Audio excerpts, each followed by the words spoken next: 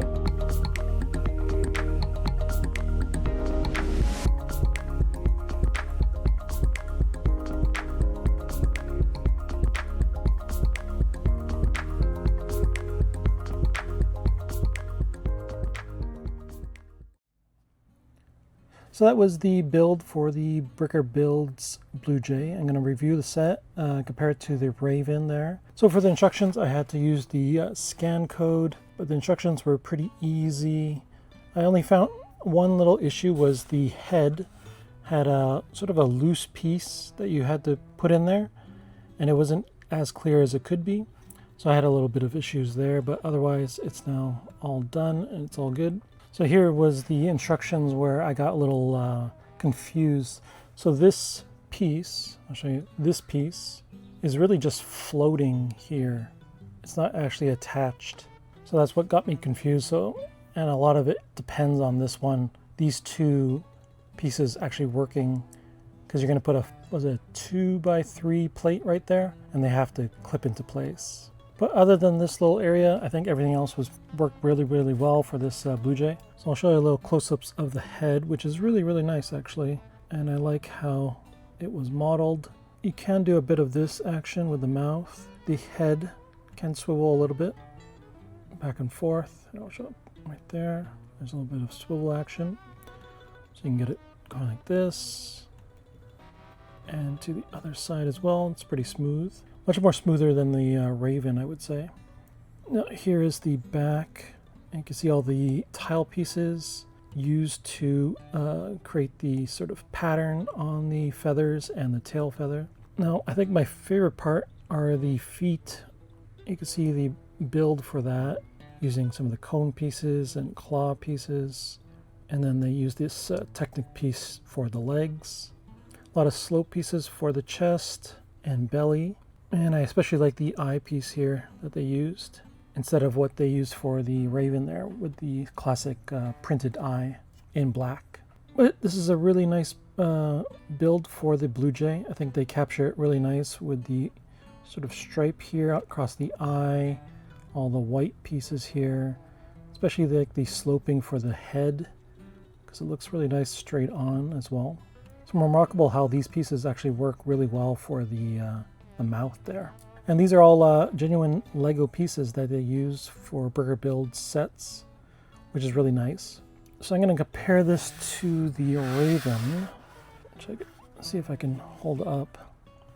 But you can see the size difference. So I think the length is close, but I think the Blue Jay is just a bit bigger, especially the head size. And the Blue Jay doesn't come with any base at all, which is not a bad thing at all. I can always make a base if I wanted to. And there's some clip or studs here I can use.